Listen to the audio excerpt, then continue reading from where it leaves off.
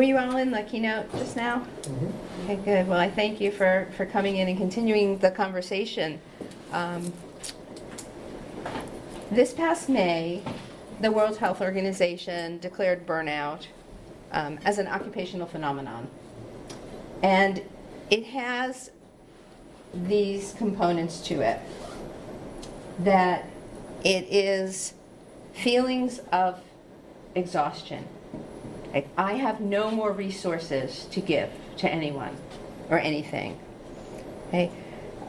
Feeling kind of distanced or negative about the work that we do, and just a reduced sense of purpose. That we're just no longer being effective in the work that we're doing. And all of this recognition is important, that we are in a world right now where the anxiety, the depression, the insomnia, the emotional distance, the stress is impairing us cognitively.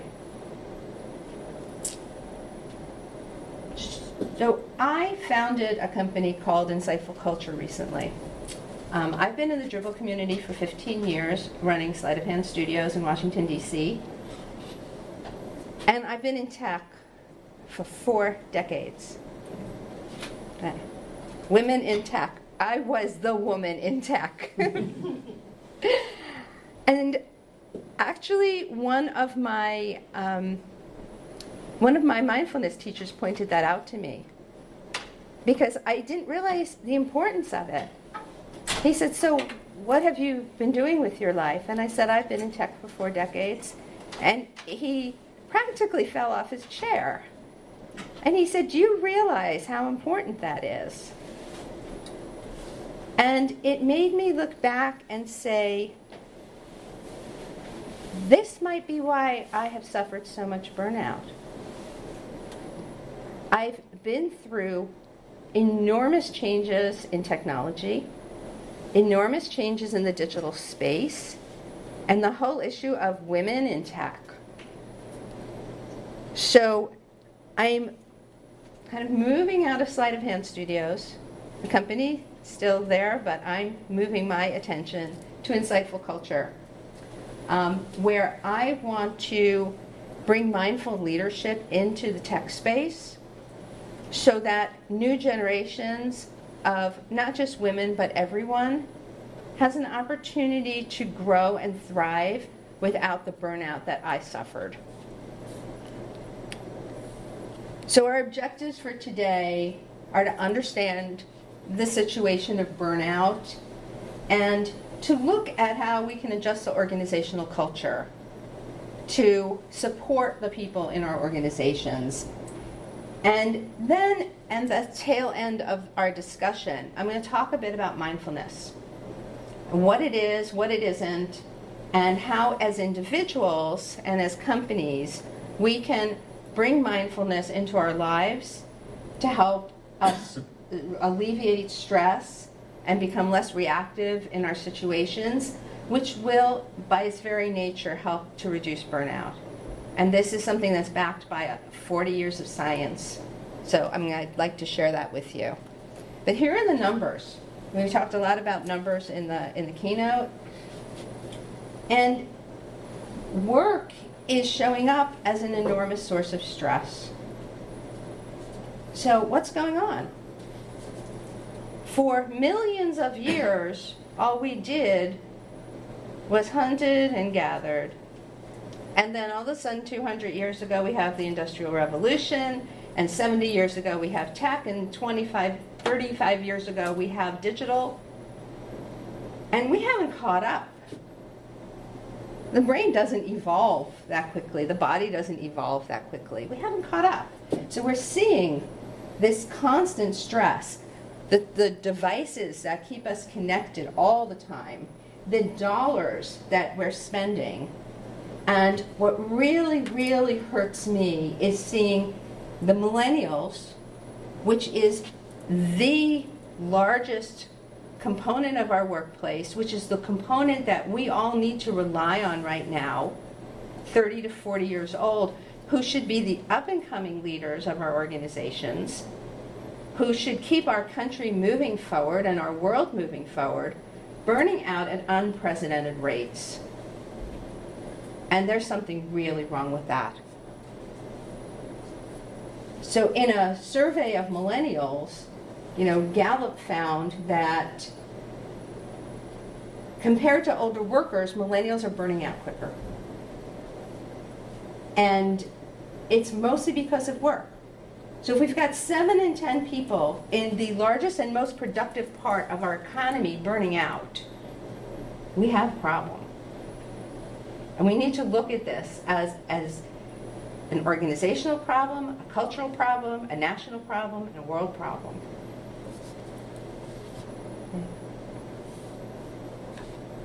So some more data about how does this impact just the workplace. We're seeing much larger increases in sick days from people who suffer burnout. We're seeing that people say it's interfering with their family life, that they're more likely to look for other work. They don't really care about their performance. Do you want workers in your organization, do you want your coworkers to not care about their performance? To not even want to talk about it? So there was a study done by a workplace app called Blind. And Blind is in tens of thousands of offices, including the biggest companies like Microsoft, Amazon, Google. And they asked the question, are you suffering from burnout? And this is the data that came back. They surveyed over 100,000 employees, so great sample. And the data that came back in the largest companies in our country is that overall 60% of people feel that they're suffering from job burnout. Okay. So what is causing it culturally in the organization? Okay. We talked a little bit in the keynote about this, but to get more specific, there are people who feel that they're not being treated properly at work. A lot of this has to do with bias, with lack of diversity, with favoritism, okay, with mistreatment, bullying, mistrust. We say, oh, well, those are horrible things. But they're not just horrible, they're actually damaging the population. Okay? Just the workload alone. How many people just feel like they have too much work on their desk right now? Like there's just too much, right? Yeah, a lot of heads are nodding. There's just too much work. I've got too much to do. I'm never going to get out from under this work. I have a really good friend on the other side of the country, and that's all I hear weekly. Oh, I couldn't even get anything done because so much more is coming in. Right? You recognize that one? That is tough.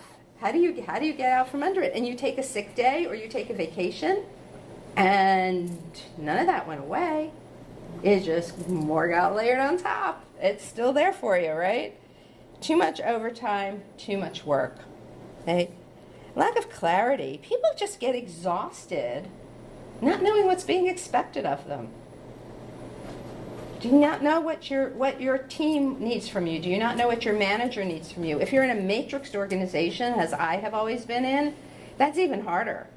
Here's my boss. Here are my 10 project managers. What are people expecting from me? And are they even talking amongst each other so they're not all booking me at 100%? You know? What is it that people want from me?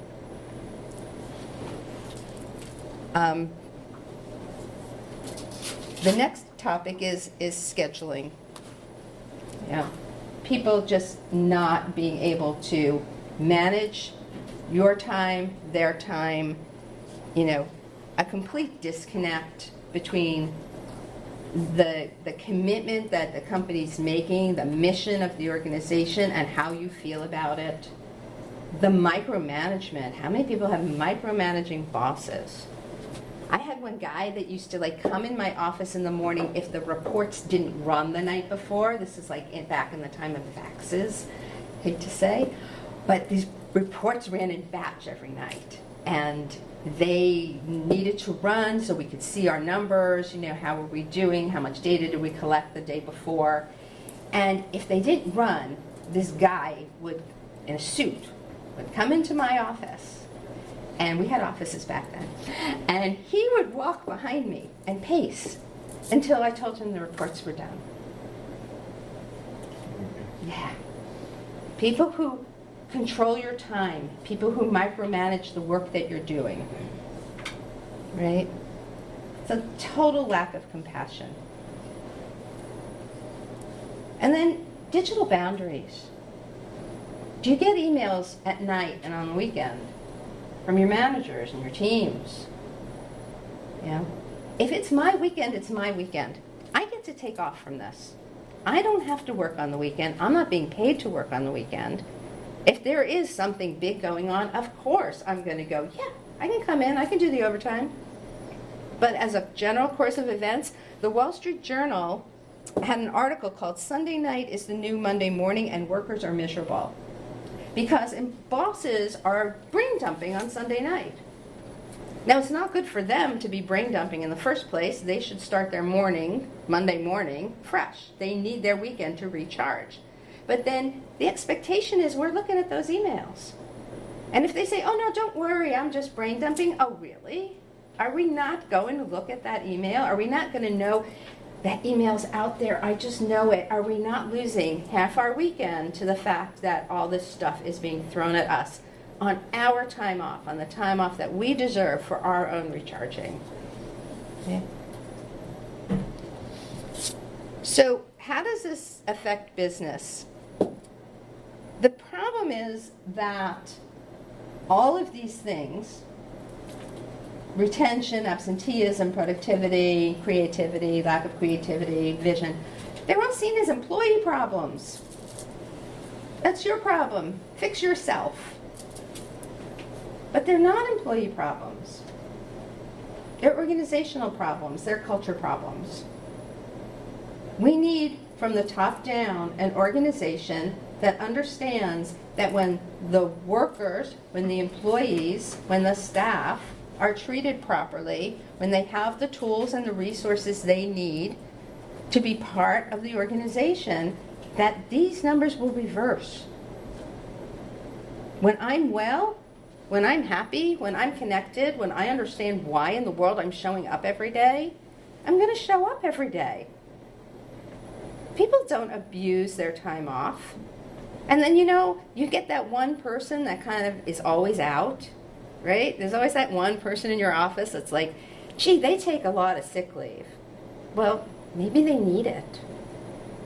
But even if they're abusing it, does it mean that it's okay to then put some new strict sick leave policy on everybody else? Like, if you take this much time off, we're going to reprimand you or lower the number of hours that you get to have time off or take away some benefit or something. That's no way to treat people. Okay? So it's not an individual's problem, it's the employer's problem. So getting into this, what I brought up earlier, these 3 C's of stress hardiness. This dates back to the 1970s, where a psychologist named Suzanne Kobasa did a study of Bell Labs executives, and she found that really resilient people had these 3 qualities that allowed them to bring more perspective to their day, that even if something stressful happened, and we're not saying stressful things are not going to happen, they are, but these people were more resilient. They were able to respond better, bring better perspective, feel less threatened by the things that were going on around them, and just be able to, react in a way that the nervous system, didn't get triggered. So let's look at these. The first one is challenge, okay? Being able to perceive a difficult situation as a challenge, as I can come up with a creative solution to this. I can go out and get help. I can decide, how I'm going to handle it. I know that I have, and I'm sure others in here have, had the situation where the inbox was overflowing. It's all a digital inbox now, but it's an inbox nonetheless, where there's just too much on the plate, and we react. We say, I can't believe I work here. What are they thinking? Why do they keep giving me all that stuff just because I'm good? They give me more work. Now, I heard that a lot, but you're really good at that, so here, have some more. By the way, there's no raise that goes with that. Yeah. So challenge. Come being curious enough to find new angles to the situation in which you find yourself. And accepting that the one thing that's always going to be there is change. Change is inevitable. So is change the thing that can help you grow? Okay. The second C is control. To actually feel empowered in your day. That you can manage your day in a way that suits you. You can go to lunch when you need to. You can choose the next task that you want to work on. Okay? Control. So, a quote that I like to use in this situation is from Viktor Frankl. He was a psychiatrist who unfortunately found himself in Auschwitz. And so while he was there, and he was a well-known psychiatrist, he was a researcher. And so he was studying the people in the camps as a person in the camp and wondering, why did some people survive and under the same conditions other people died? And what he said was, the one thing you cannot take away from a person is their choice of how they deal with difficult situations in which they find themselves. Knowing that you have the control to decide how you're going to respond to any situation is a factor of being hardy and resilient. And the third one was commitment. Feeling like you're part of a larger purpose and that you're motivated because there's meaning to what you do. If you're just told, just do this, just here are your tasks, just go about and do them, you don't feel connected to that. You don't really understand why should I be here? Okay? And when you don't understand why you should be there, are you really going to put forth your best effort? Okay? So in recent years, Dr. Kabasa came up with this fourth one called connection. And that is the social system. Okay? The ability to go and seek help. A lot of people are afraid to do that. There's either nobody who can help them, or they feel there's nobody who can help them, or they feel nobody's going to listen to them, or they feel that they're going to be seen as a lesser person for asking for help. The old joke about, not asking for driving directions. Oh, no, I'm not going to ask because I'm going to be seen as less than adequate if I stop at the gas station and ask for directions. Now, you might be too young to know that one, but it's the same thing. Can you feel like you're still a whole person if you ask for help? Okay? So, keeping these in mind, here are some ways that if you're in management, here are some ways that you can help your employees to be more resilient. And the first one is to listen. To really listen. I do a lot of work in communication strategies, having people talk and listen to each other in exercises, repeating back what they heard, looking at body language and seeing if it's consistent with what they're hearing. Okay? Really listening reduces the opportunity for burnout when somebody feels cared for. Okay? When I can tell people my ideas, I feel like more of a person. Okay? And we all know that the more voices there are in the room, the better the outcome's going to be anyway. So it helps us, and it helps the project. So listening. Encouraging teamwork. Creating an environment where people are supposed to work together. I talked about the meetings, and not just having meetings where people are talked at, but meetings in which people's voices are heard. We can come up with 10 ideas and think, that one was stupid. Why did we put that one on the board? You did because somebody came up with it. Maybe somebody else can morph it. Maybe 3 of those ideas together actually start to come together into one piece and one vision. Having an open perspective and letting people collaborate. Okay? So that's working towards connection. Now, making people's opinions count. Okay? Again, the more voices, the diversity of voices. We don't want everybody in the room to think the same way. When we do product design, we have seen spectacular fails when we have perhaps excluded women from the design, or excluded certain socioeconomic groups from the design, or people with certain disabilities from the design. Okay? So bring in those voices, make people's opinions matter, and actively solicit it. Say it's part of the culture for your voice to be heard. Okay? And making work purposeful goes to commitment. Feeling like you're not wasting your day being at the office. You're not wasting your day working on any particular project. Because you know why it's needed. And not only you know why this project is needed, but you understand why this project is part of the portfolio of your company. It's not just, it was $50 million, so of course the company wanted it. No, there's alignment here somewhere. As managers, are you sharing that alignment with your teams? Okay.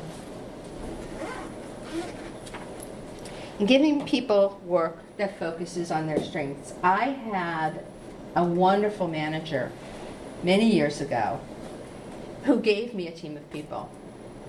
He said, this is it. You're moving into management. Here's your team of people. And I must have had about 20 people at that time.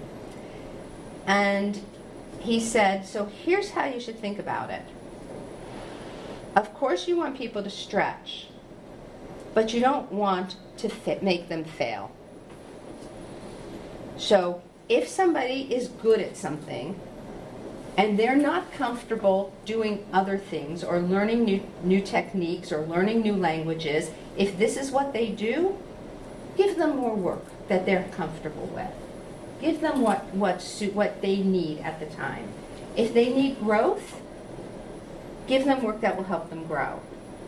But what he did was encourage me to look at everyone as an individual. So when I had a new job, a new project, a new task, I looked at who would benefit from this?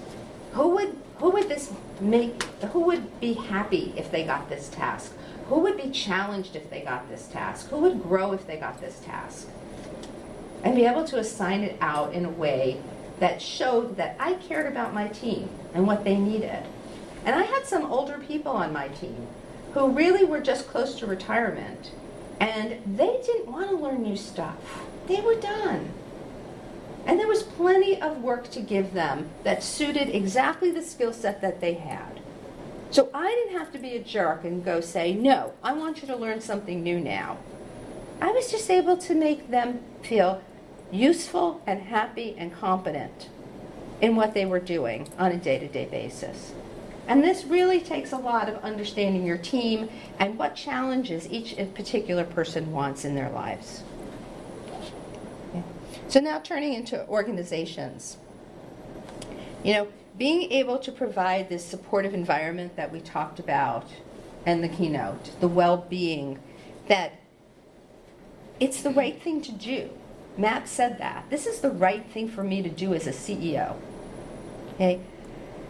But in reality, we also have to say, it's going to reduce your turnover. It's going to reduce your sick days. It's going to help increase productivity and creativity. So when we're trying to sell this to organizations, saying it's the right thing to do does not always resonate with people.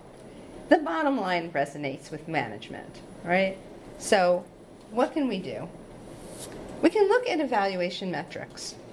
So are the metrics that you're going to evaluate me against, are they under my control? Are they reasonable? You know, if you're telling me I have to complete a certain number of tickets a day or do a certain number of commits a week, is that the environment I want to be in? Is that really the way I want to be measured? And if it is, are the numbers reasonable? Do I feel like I have a fighting chance at succeeding with these metrics? Okay? So, giving people a space where they can think. We're all in open offices now. So we also don't want to be in the place where everybody's shushed. So, okay, if somebody needs a quiet place to think, can we give them that? And it's certainly not a big open area. That's a collaborative space. That's what those areas were designed for. So we don't want people to have to say shush all the time. Provide them with alternative spaces. Provide them maybe the opportunity to work at home when they really need to put your heads down and concentrate. We all have jobs where there are points in the day or points in the week or certain projects where we really just need to focus. So can we give people that space to do that? Okay. Give them that control. Okay. Autonomy is a big one. The control over how you spend your time. Can organizations say, you're adults, spend your time the way you need to spend your time? That doesn't mean we don't have performance reviews at the end, and if you have spent your time poorly, you're going to be dinged on it. But most people know how they need to spend their time. Let's treat people like adults. Okay? And something simple like office design. You know, natural lighting. Okay? Places where people can have their personal space.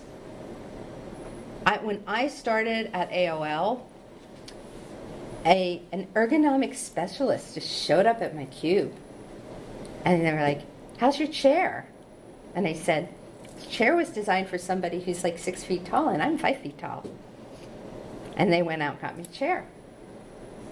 And they got me a keyboard, an ergonomic keyboard, because that's what I need. I can't type on my laptop for the life of me. I have to have my hands like this to type. So give people what they need. And don't make it so uncomfortable that they don't want to be there. Okay? Things like teleconferencing. I mean, just has Zoom not changed everybody's life? It's like, for my little organization, it's free. I can have 100 people on there at a time. We can sit on there forever. I do meditation sessions over Zoom with people. It's awesome. So, giving people this office space that they need. So now we're going to turn to how you can help yourself. Because I'm not intending to say that it's all up to management to fix the culture and there's no personal responsibility associated with it. Becoming self-aware is not only good for you, but it's also good to give back into the culture, to give back into the organization. So, how do we become fully present? And I like to use the analogy of, trees sway in the wind, but they don't fall over. Burnout is the situation in which the tree has fallen over. Okay? So let's look at some of the science here. There is a book called Why Zebras Don't Get Ulcers. Okay? So let's imagine we're on the savannah. And here's a zebra. And the zebra's eating grass as zebras do. And along comes the lion. And the lion's hungry and it ain't eating the grass. It wants to eat the zebra. Okay? So the zebra looks up, sees the lion. What happens? Anyone? What's the zebra going to do? Run. Right? All his other body systems shut down. And everything moves into this reactive run. Zebra's running, lion's running, zebra gets away. What does zebra do when he gets away? He shakes off, he starts shaking off, and he eats the grass again. Goes back to eating the grass. He's not thinking, oh my God, I can't believe I just got away from the lion. He's not thinking, gee, what if another lion comes along? Only the human mind has the ability to live in the past and live in the future. He's here in the present. I'm safe now, I'm eating my grass. And the shaking is him releasing all the cortisol in his body, all the adrenaline, all of those hormones that got pumped in that helped him escape. That's why he's shaking. It releases it all, and he moves on to eating his grass again. Okay? So he follows this chart. He has a baseline of stress. The stress goes up because he's being chased. He's not being chased anymore. The stress comes back down to his baseline. What does human look like? This is what the human looks like. And this just keeps going. We have a stressful situation. We react to it. We never really come all the way back down.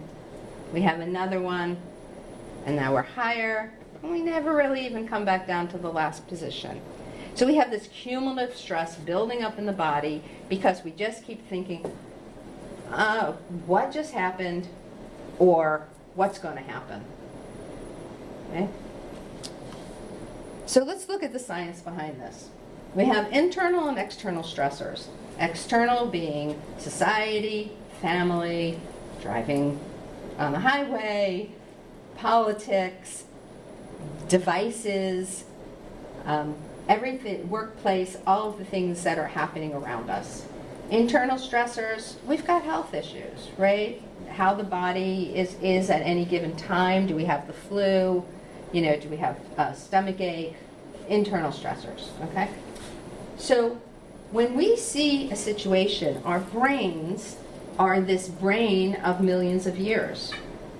This millions of years old brain of ours is scanning the environment for threats, just like the zebra.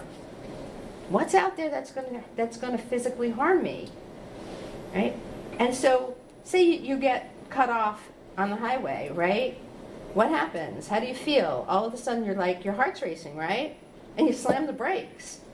That's it. That's the same thing as a zebra running. That's perfect. That's exactly what you're supposed to do. But we tend to use this same perception for everything that's happening in our lives. We don't like the tone of that email, we get pissed off. Right? We walk in at night, we're at home, we had a hard day at work, the kids are screaming that they're hungry, we get pissed off. And so this stress just keeps building and building, and that's not what it was intended to do. Okay? It was intended to take care of us, our physical safety. And we're using it for emotional safety and psychological safety. Okay? So when this happens, we get this increase in cortisol pumping through the body, and our blood pressure goes up, and our pulse goes up, and our palms get sweaty, and our stomachs hurt. I experienced this just a couple of days ago. So, you know, even as somebody who meditates every day, I have stressors. We're never going to get rid of the stressors in our lives. These things happen. It's all about how we deal with them. So how do we deal with them? You know, we end up with sleep disorders. We end up with chronic pain. We end up with anxiety. And then we have our coping mechanisms. So we overwork, we overeat, we take drugs, you know, and whether those are recreational or they're pain pills or they're, you know, Tylenol. We do these things that are considered maladaptive. And then if you see these little red arrows that go back into the body, every time we get through one of these steps, we're creating more stress. These steps aren't resolving the stress for us. They're creating additional stress on top of whatever the original stressor was that was either the external or internal event. Okay? So here you can see the building up of all the stress in the body. Now when we do mindfulness training, we're trying to avoid this ultimate breakdown. Yeah? This is our burnout point. This is the point where we're not only burning out, but we have seen in the science increases in cancer rates, increases in heart attacks, blood pressure, and we're also seeing genetic changes in the chromosomes themselves, a shortening of the ends of the chromosomes from chronic stress. So what are our alternatives? We still have the same perception. So initially, we still go, oh, something's triggered me. But instead, we bring awareness to it. Instead of this fight or flight or freeze syndrome, like the zebra, we bring awareness. And so our response is completely different and doesn't impact the body. We start to be aware of the context. I'm not being physically threatened just because that email didn't have the tone I wanted. I'm not being physically threatened because my kids are hungry and cranky. Kids are going to be hungry and cranky. That's our context. It's okay. Okay? And so we bring better strategies to dealing with these things. Emotion-focused strategies, problem-focused strategies, all these new options. Remember, we just talked about choices. Can we bring more choices to our decisions? Okay? And when we do that, when we take the time to see new options, we recover our balance faster. Okay? Our blood pressure goes down. That set point that I just showed you of stress can drop back down. Because we're not using strategies that bring more stress into the body. We're using strategies that take the stress out. So when we talk about mindfulness and everyone's like, oh, when you meditate, you'll never have stress again. Sorry, that isn't correct. I have plenty of stress in my life, but I can cope with it better. I can deal with it better. I can make it stop faster. I can come up with better solutions for whatever was the trigger of that stress. Okay? And this is a stress response. When you're trained in this technique, you're able to go, what is my body feeling? You take like this breath, this stop, this pause between what happened and responding to what happened. So instead of reacting to all this junk, you go, how am I feeling? How am I thinking? What's my body telling me? And you have a much more thoughtful response in the long run. So this is the definition of mindfulness that I'm working from. John Kabat-Zinn founded the Center for Mindfulness in Medicine at UMass 40 years ago. Right now, Brown University is the focus of this group. Most of the teachers have moved to Brown at this point. They just opened a Center for Mindfulness about a year ago. I am a student of theirs. And we're basically saying that we're going to be paying attention on purpose and in the present moment. We're not going to let our minds wander into the past, regretting what happened. That brings us more stress. We're not going to let our minds go into the future, the what ifs. Oh, we got called into our boss's office. Oh, they're going to be mad at me about this thing, and then start working up these stories in our heads over and over again. We're just going to try to be as non-judgmental as possible and stay in the present. And there's 40 years worth of science behind the program called Mindfulness-Based Stress Reduction that John Kabat-Zinn founded that shows that this actually changes the brain. And we have these different types of practices: the focused attention practice, mindful movement, sort of informal ways of bringing mindfulness into our day. And we talked about some of those at the keynote, about having these spaces in meetings where we can learn to communicate better and show empathy and perception. The lifestyle choices. Are we choosing the right things for our day? When we get home at night, do we really want to get annoyed by the news?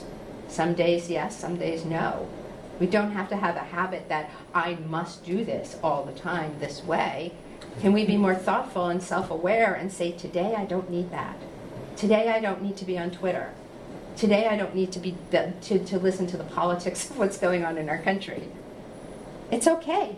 Self-care is okay. What is right with me? We keep saying, what's wrong with me? What's right with me? Okay? Change that perspective. What is nourishing for me right now, and what is going to deplete me right now?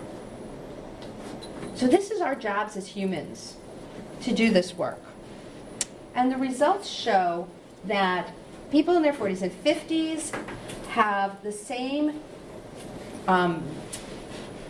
their brains on MRI scans look the same as younger people, as people in their 20s and 30s, if they have been meditating. There's a part of the brain, the prefrontal cortex, where all our thinking happens. It thins out as we get older. Lifetime meditators, we're not seeing that thinning of the brain. Okay? In fact, we're seeing that the brain has more folds, and the more folds that that part of the brain has, the more capacity we have to think. Okay? We're also seeing that the part of the brain, the amygdala, the part of the brain that tells the zebra to run, is less reactive in people who meditate. So that those two sides of the chart that I showed you, that side of reactivity and the side of response, that becomes immediate. I don't have to think about it. I'm still going to slam the brakes when I need to slam the brakes, and I'm going to take a breath when I need to take a breath. Because my brain has actually changed. It's called neuroplasticity, and we're seeing tons of science that supports it. Okay? So, I love this quote. Richie Davison is at Madison, University of Wisconsin-Madison, and he basically equates this meditation practice to doing reps in the gym. The more we build the muscle, the more capacity we're going to have. Okay? This is the responsibility we have to ourselves. So real quick, people think mindfulness is a cure, they think it's a cult, they think it's religious, and it's none of those. It's a companion to any other health and wellness things you're doing. It is not for you to necessarily get off drugs, although people have gotten off their meds going through programs like this if they've had just minor situations. It's just awareness and heartfeltness and compassion.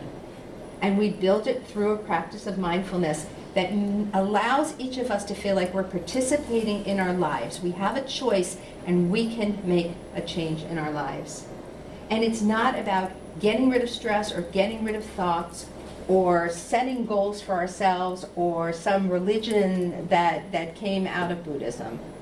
It's not that. Okay? So if you're game, for just a couple of seconds, I just want to guide you through a really short practice. Okay. So, sitting upright in our seats, our feet flat on the floor, feeling the earth beneath us, letting the bottom feel heavy while your spine opens up, your chest opens for air. And either closing your eyes, or if that's not good for you, just leave a soft gaze open.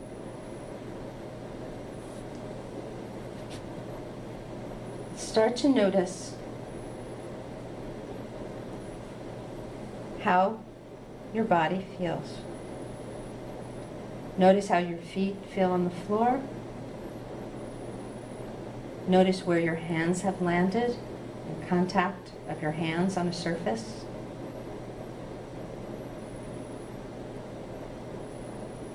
And when your mind starts to wander off, because our minds will wander off 50% of the time, just say, that's okay.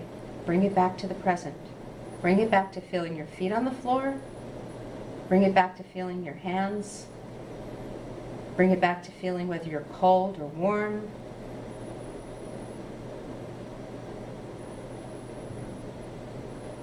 That's the rep. That's the muscle building. Bringing the mind back to an anchor point. Your body, your breath, what works for you.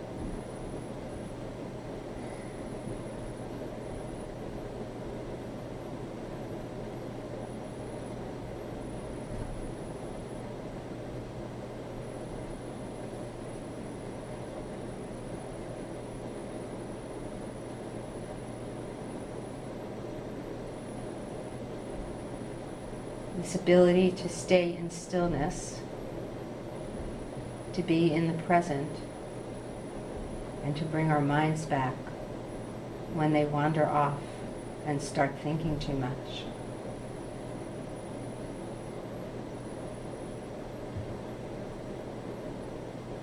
When you're ready, you can open your eyes.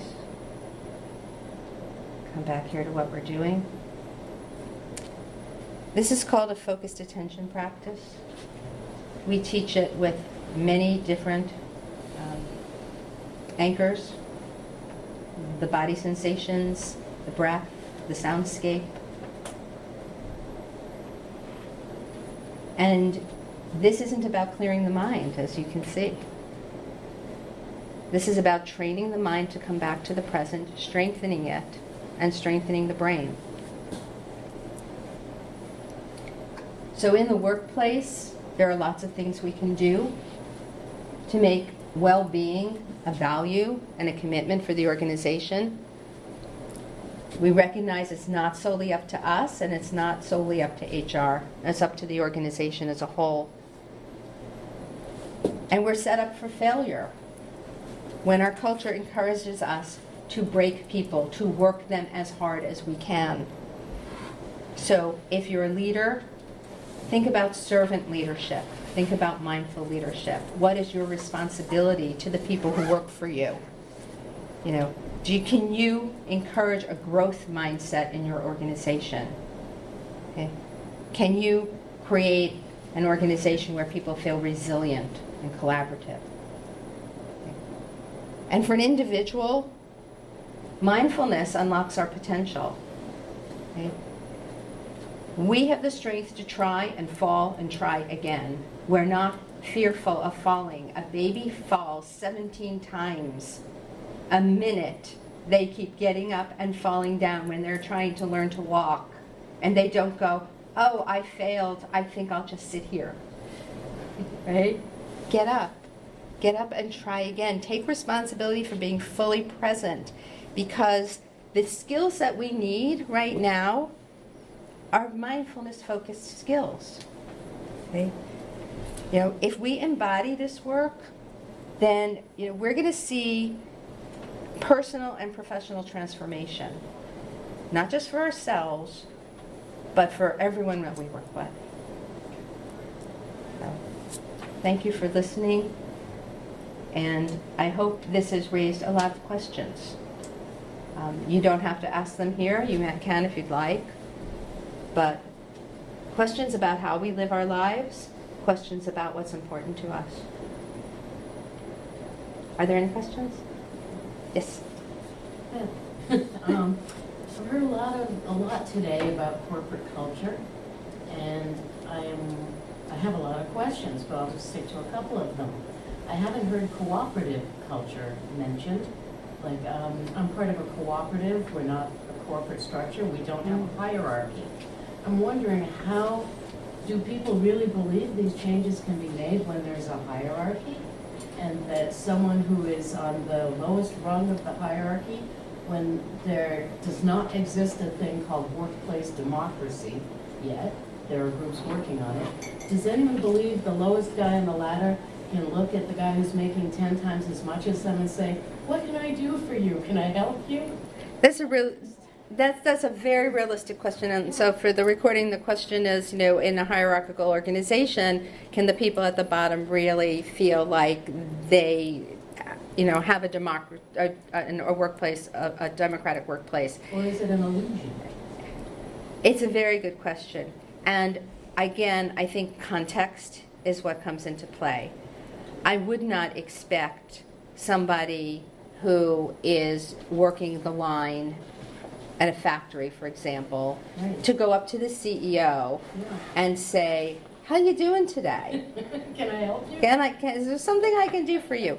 But within that person's context, within his or her own hierarchical structure, his direct managers, his direct reports, can we empower that group from the top down to say, here's what our values are in this organization.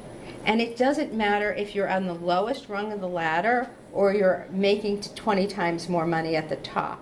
We value you as a person. We value your needs. If your wife is sick, you can go run out and get her, right? I love that story. It made me cry, honestly. To be able to see the context that this group is working in and understand that they have been empowered by the culture and the values of the organization as a whole to take care of each other, to allow each other to grow and develop, and to allow each other to have a voice and to be in control of their sphere. But a corporation has a law that profits are first before people. So how would this be? And that is what we're trying, that is exactly what we're trying to change, because the more that people are not listened to, greater turnover, greater absenteeism, our country's burning out in healthcare costs. So it's a false sense of profit when you think that you have that trade-off. And so leaders, mindful leaders who understand that they will actually get greater productivity by providing this type of environment are actually seeing the same or greater profit, but a happier workplace. We need to Yeah. we need to move the conversation to the hallway. We need to let the Yes. speaker get in. Okay, thank you. Thank you.